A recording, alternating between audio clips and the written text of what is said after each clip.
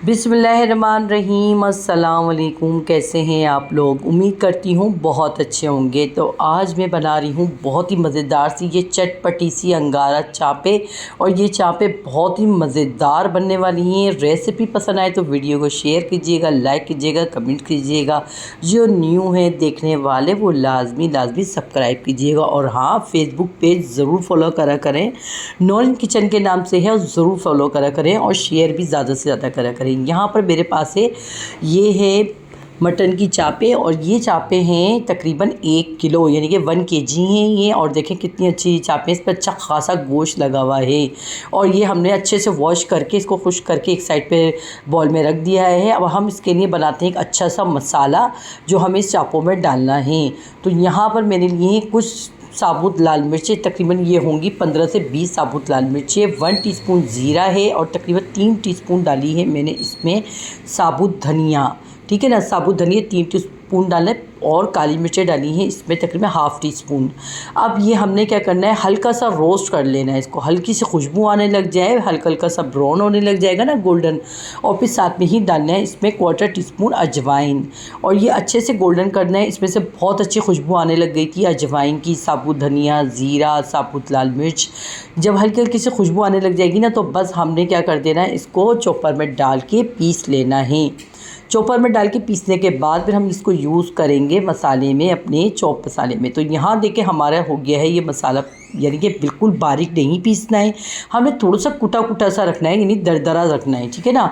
तो ये देख भी रहे हैं आप, कहीं कहीं साबुत धनिया हमें कुटा हुआ नज़र आ रहा है और कहीं बारीक पिसा हुआ। ठीक है ना। अब यहाँ पर हमने लेना है दही, और दही मैंने तकरीबन इसमें लिया था 1 पाव दही लिया था, और इसमें डाला था हरी मिर्चों का पेस्ट 1.5 टेबलस्पून यानी कि 2 टीस्पून।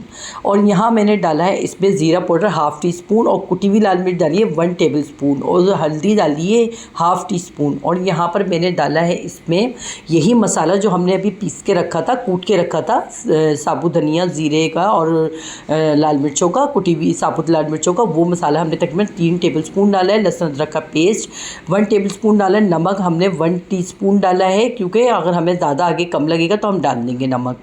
और यहाँ पर मैंने अच्छे से नींबू निचोड़ लेना है। ज़ीरा पाउडर हमने सिर्फ ½ टीस्पून डाला है।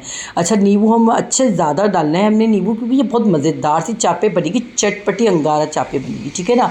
क्योंकि जो हमने मसाला बनाया है ना, उसमें भी हमने इसमें साबुत लाल मिर्च डाली है, कुटी हुई लाल मिर्च भी डाली है। तो आपके पास ऑप्शन है, आप चाहे तो लाल मिर्च भी डाल सकते हैं। यहाँ पर मैंने 2 छोटे साइज़ के टमाटर थे, जिनको बारीक पीस लिया था, पेस्ट बना लिया था, और हम वो भी डाल दिया है इसी दही में, नींबू के साथ। ठीक है ना, लेमन के साथ, लेमन जूस के साथ ना, इसी सारी चीज़ों को डाल के अच्छे से फेंट लिया था मैंने दही में। और उसके बाद हम ये सारी चापे ना वो इसमें डाल देंगे। कच्चे पपीते का पेस्ट भी मैंने इसमें 2 टीस्पून डाला है।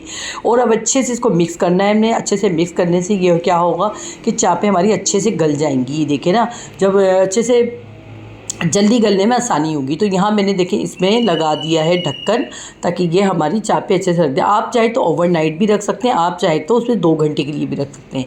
मैंने सिर्फ इसको रखा था 2 घंटे के लिए, और बहुत अच्छे से जल्दी गल भी गई थी।